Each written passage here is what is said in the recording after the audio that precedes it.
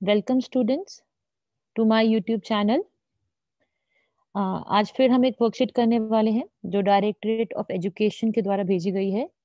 ये जो वर्कशीट है ये क्लास 9th के लिए शेड्यूल की गई है और ये जो शेड्यूल की गई है ये 28 अक्टूबर के लिए शेड्यूल की गई है, जैसे कि आप यहाँ देख सकते हैं। आज हम इसको डिटेल में डिस्कस करेंगे। ये जो चैप्टर है इन द किंगडम ऑफ फूल्स, ये आपकी ममिन्स बुक में एक चैप्टर है और ये बहुत ही इंटरेस्टिंग स्टोरी है। एक कन्नड़ की स्टोरी है, कन्नड़ की फोक टेल है। इसको हम थोड़ा सा डिटेल में पढ़ते हैं, फिर इसके हम क्वेश्चंस करेंगे जो हम इस वर्कशीट में दिए गए हैं। चलिए स्टार्ट करते हैं। इन द किंगडम ऑफ फूल्स, जैसे कि आपको किंगडम ऑफ फूल्स नाम से ही पता चल रहा होगा कि एक ऐसा राज्य है जहाँ पे सभी मूर्ख लोग रहते हैं। ठीक है। ये जो स्टोरी है ये कन्नड़ की एक फोक टेल है। फोक टेल को क्या बोलते हैं? लोक कथा है, वहाँ की एक पॉपुलर स्टोरी है जिसको सभी ने सुना है और सभी इसको एक मॉरल लेसन है जिसको जो हम बच्चों को सुनाते हैं और उसमें जो भी उनको मॉरल मिलता है वो उससे सीख लेते हैं। एक जो यहाँ पे जो किंग था, the king wanted to introduce novelty in administration. जो यहाँ का जो किंग हुआ था वो कुछ चाहता था कि मैं कुछ नयापन लाऊं। अब कुछ नयापन का मतलब ये थोड़ा है कि कुछ बेवकूफों वाला काम शुरू करेगा, लेकिन उसने क्या शुरू किया, उसने ऑर्डर किया कि सभी लोग जो हैं वो दिन में सोएंगे जब सूरज निकलता है और रात में काम करेंगे। अब कुछ नया करने की कोशिश में उसने बेवकूफों वाली बात शुरू कर दी। ये कितना मुश्किल है किसी के लिए भी।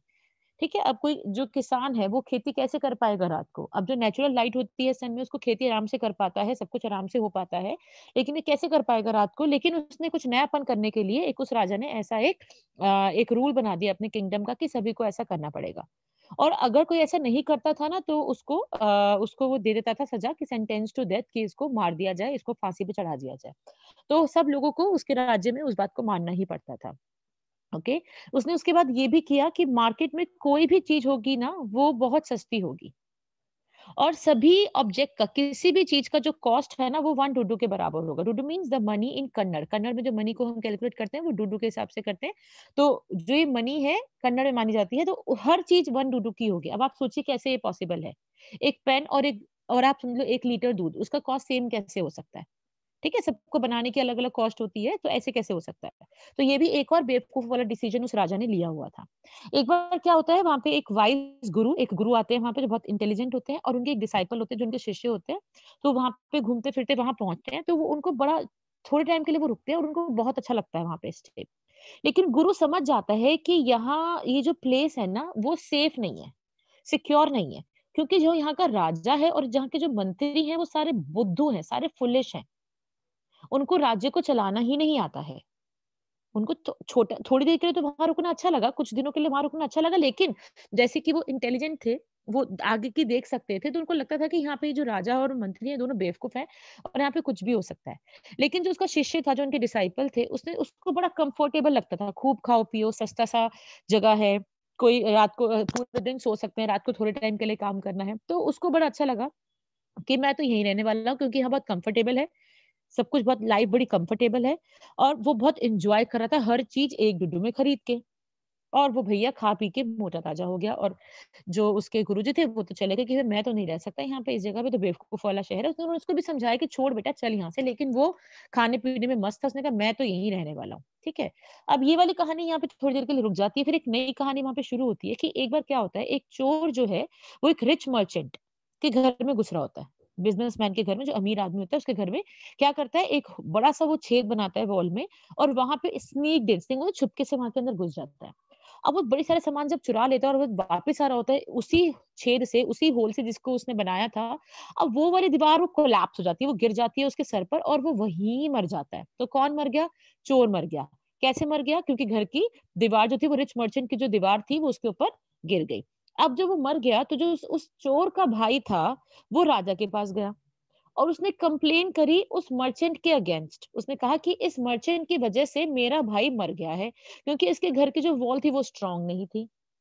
अब किंग तो आपको पता है वो फुलिश है, उसने ये तो बोला नहीं कि भैया तुम चोरी क्यों कर रहे हो, चोरी करना कितना बड़ा क्राइम है, अच्छा हुआ कुछ गलत काम करते हुए मर गया, बल्कि उसने ये बोला कि जाओ मर्चेंट को बुला के लेके आओ। सम्मन क्या होता है बेटा? सम्मन किसी को हम लीगली जब हम कोर्ट में बुलाते हैं, जब उसको पेशी जिसकी होती है कोर्ट में, तो आपको पता है ये पहले सारे फैसले जो होते थे वो राजा के महल में ही होते थे, वही एक तरह का कोर्ट होता था, इसलिए वहां पे उसको उस मर्चेंट को बुलाया गया। अब अब किंग को लगा कि भैया ये किंग और उसके मंत्रियों को लगा कि भैया इसी की ही गलती है, इसी को ही सजा मिलनी चाहिए।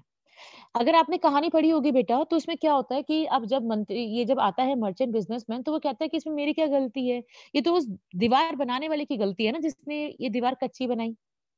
तो मेरे पिताजी के टाइम पे ये घर बना था और उन्होंने एक ब्रिकलेयर से दीवार बनवाई थी, तो ये ब्रिकलेयर की गलती है। अब ब्रिकलेयर को बुलाया गया जो बहुत बूढ़ा हो चुका था। उस ब्रिकलेयर ने बोला, जब मैं ये दीवार बना रहा था ना, तो वहाँ पे एक गर्ल थी जो ऊपर-नीचे बार-बार अपने पैरों में उसने पाजेब पहनी हुई थी, ऊपर-नीचे घूमी जा रही थी, तो मैं अपना ध्यान नहीं मेरा ध्यान बट गया उसकी आवाज़ से, पाजेब की आवाज़ से, तो मैं अच्छी दीवार नहीं बना पाया। तो उस लड़की की गलती है। अब वो इतनी बुढ़िया औरत थी, वो इतनी पुरानी बात थी, उसको बुला के लेके आए, तो उसने कहा, "हाँ, मैं ऊपर-नीचे तो घूम रही थी, लेकिन मेरी गलती तो थी नहीं। मेरे को तो ये जो गोल्डस्मिथ है, जो ये सुनहार है, जिसको मैंने अपनी गोल्ड की ज्वेलरी बनाने के लिए दे रखी थी, इसने मेरे को टाइम पे दे ही नहीं रहा था। कभी कह रहा था 1 घंटे बाद आ, कभी कह रहा था 2 घंटे बाद आ, तो मेरे को बार-बार चक्कर काटने पड़ रहे थे। फिर उसको सुनार को बुलाया गया, तो उसने कहा कि भैया मैं तो इसका ऑर्डर इसको इसकी ज्वेलरी इसलिए नहीं दे पा रहा था, क्योंकि मेरे पास एक मर्चेंट का, एक बिज़नेसमैन का ऑर्डर आया हुआ था और वो मेरे पीछे पड़ा हुआ था कि पहले मेरा मेरा ऑर्डर कंप्लीट कर। तो मेरी गलती तो ना उस ऑर्डर देने वाले की गलती है। अब देखो बेटा, इस कहानी ने पूरा सर्कल ले लिया और वो मर्चेंट कौन था, वो बिज़नेसमैन कौन था, जिसके घर की दीवार गिरी थी ना, उसी के ही फादर थे। अब वो तो ऑलरेडी मर चुके हैं।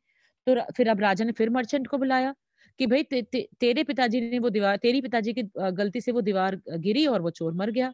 तो उसने कहा, अगर मेरे पिताजी की गलती है तो वो तो मर चुके हैं। तो कहे, कोई बात नहीं, तेरे को ही सज़ा मिलेगी क्योंकि तू ही उनका बेटा है। अगर तूने घर पापा का लिया है, तो तूने जो पापा की बुराई है वो भी तो ली है, तो तेरे को पनिश किया जाएगा। तो ये वाली स्टोरी जो है ना, ये डिटेल में मैंने आपको बता दी है, क्योंकि ये बेटा चैप्टर का पार्ट है और आपको पता भी होना चाहिए ना, क्वेश्चंस तो कहीं से भी आ सकते हैं आपके एग्जाम में, ठीक है? चलिए, तो अब क्या हुआ, अब मर्चेंट की गलती, पूरा सर्कल है बेटा क्राइम में। मर्चेंट से शुरू होके वापस मर्चेंट पे ही आ जाता है, ठीक है? अब ये मिनिस्टर ने और राजा ने सोच लिया कि भैया हमें इसी को एग्जीक्यूट कराना है, किस चीज़ में, कि इसका हमें यही गिल्टी है, इस गिल्टी मतलब इस मर्चेंट की ही गलती है और इसको ही पनिश किया जाएगा, इसी को डेथ दी जाएगी। इसको स्टेक पे लटकाया जाएगा। स्टेक बेटा जैसे किसी को मारने के लिए, फांसी देने के लिए एक स्टेक बनता है लकड़ी का, तो वहाँ पे उसको खड़ा किया जाता है, उसकी गर्दन वहाँ पे लगाई जाती है, तो उसको मार दिया जाता है। अब जब ये हो रहा था, तो क्या हुआ, ये मर्चेंट ना बहुत पतला था और जो स्टेक बनाया गया था, नया स्टेक, वो इसकी गर्दन वहाँ पे फिट ही नहीं हो पा रही थी। अब किसी ना किसी को तो मारना था, फूलिश किंग तो वो था ही, उसने कहा जाओ किसी मोटे आदमी को ढूँढ के लाओ। अब आपको पहले वाली स्टोरी याद है, कौन खा पी के वहाँ पे मोटा हो गया था? ठीक है? कौन हो गया था? वो जो डिसाइपल था गुरु का। अब वो जब किंग के लोग जो थे, किंग के जो मेन थे, वो किसी मोटे आदमी को ढूँढ रहे थे, तो उनकी नज़र किस पे पड़ी? उस डिसाइपल पे पड़ी। भैया वो उसको ले आए कि भैया तुम चलो, अब तुम्हें ही मरना पड़ेगा। अब वो इनोसेंट था, उसने तो कुछ, उसको तो कहानी भी नहीं पता, वैसे तो मर्चेंट भी कौन-सा, उसने कौन-सा जुल्म किया था, वो भी इनोसेंट था, लेकिन उसका कुछ तो रिलेशन था कहानी से, इसका तो कहानी से कोई रिलेशन ही नहीं था। ठीक है? अब उसने रिक्वेस्ट की, प्लीड किया किंग से कि मुझे पनिश मत करो किसी और की गलती के लिए। लेकिन ये क्या था? किंगडम ऑफ फूल्स। किसका राज्य था? बेवकूफों का राज्य था यहाँ पर। इसलिए कोई उसकी बात सुन ही नहीं रहा था। चलो, उसका तो लक था कि उसके गुरुजी वहाँ पे वापस आ गए और गुरुजी ने एक प्लान बनाया, जिस प्लान के तहत गुरुजी ने राजा को समझाया कि इस स्टेक पे, इस लकड़ी के फट्टे पे जो भी मरेगा ना, वो अगले जन्म में राजा बनेगा और जो दूसरे स्थान पे मरेगा इस स्टेक से, वो मंत्री बनेगा। उसने गुरु ने ऐसा उसका दिमाग घुमा दिया राजा को कि राजा को इस बात पे विश्वास हो गया।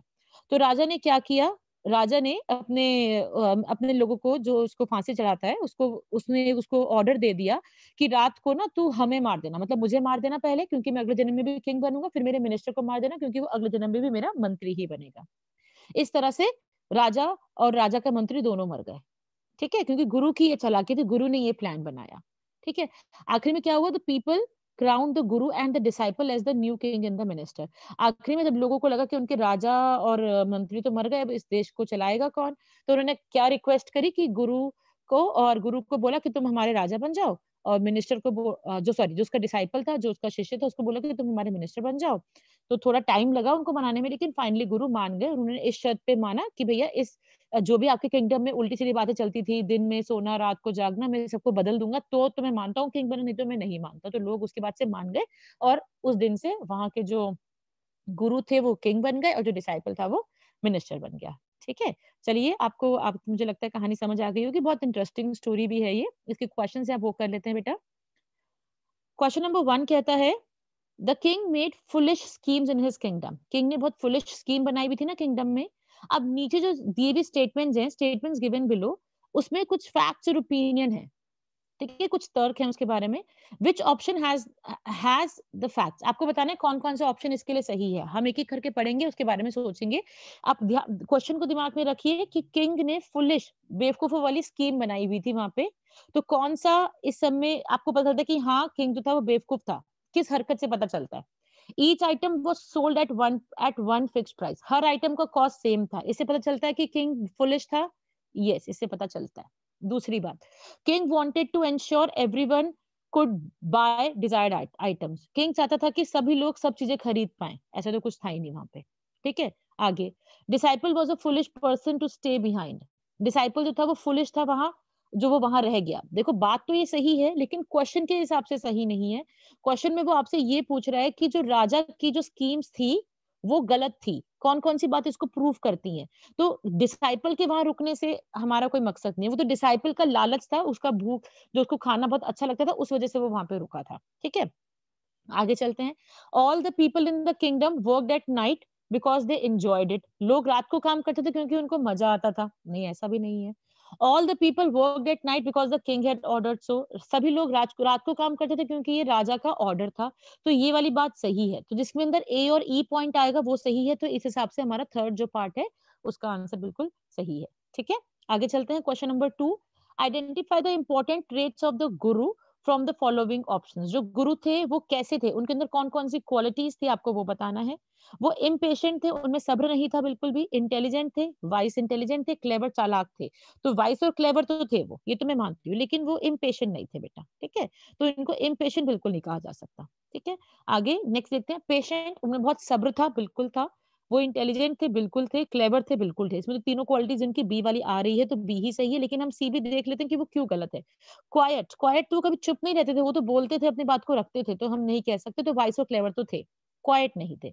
ग्रीडी, लालची तो नहीं थे ना, तो इस हिसाब से हमारा जो बी पार्ट है वो बिल्कुल सही हो जाता है। तो इसका B part is the answer. आगे चलते हैं क्वेश्चन नंबर 3 में। Who has hanged who was hanged by the executioner at night, जो एग्जीक्यूशनर थे, जो जल्लाद थे, उन्होंने किसको मार दिया था रात को, बताओ। ये तो पता ही है, उसको राजा ने बोला था ना हमें मार देना, तो किंग और मिनिस्टर को उसने मारा था। ओके, आगे चलते हैं। मुझे लगता है ये वाले क्वेश्चंस तो आपको इजीली समझ आ गए हैं। ठीक है, आगे करते हैं नेक्स्ट क्वेश्चन को। क्वेश्चन नंबर 4 के कहता है, what was the disciple's opinion about living there, disciple वहां पे क्यों रहना चाहता था। पहला, he wanted to live and enjoy good, ये बेटा गुड नहीं होगा, ये फूड होगा। ठीक है, तो वो फूड को एंजॉय करना चाहता था, तो वैसे तो इसका आंसर यही है। दूसरा, he did not want to live there, वो नहीं रहना चाहता था और चीप फूड को एन्जॉय नहीं करना चाहता था, ऐसा तो नहीं है। उसे he was afraid of the food, उसे बेवकूफों से डर लगता था, नहीं। All the options are correct, ये भी नहीं है। तो फर्स्ट ऑप्शन का करेक्ट है, बस ये गुड गुड की जगह फूड कर लीजिएगा। आगे fifth question, why did the king decide to hang the disciple, उन्होंने डिसाइपल को सजा देनी क्यों चाहिए थी, क्या रीजन था। क्योंकि वो फैट था, क्योंकि वो मोटा था, और जो स्टेक था उसमें मोटे आदमी की ही जरूरत थी। Okay, who became the new king and the minister of the kingdom, सबको ही पता है, गुरु और डिसाइपल जो थे वो नए राजा और मंत्री बन गए थे उस राज्य के। बेटा मुझे लगता है आपको समझ आ गया होगा। अभी आगे भी जो वर्कशीट आपके पास आती रहेगी, मैं उसको डिस्कस जरूर करूंगी आपके साथ। आप कनेक्टेड रहिए मेरे चैनल के साथ, लाइक कीजिए बेटा, शेयर कीजिए, और अगर अभी तक सब्सक्राइब नहीं किया है तो कर दीजिए। थैंक यू बच्चों।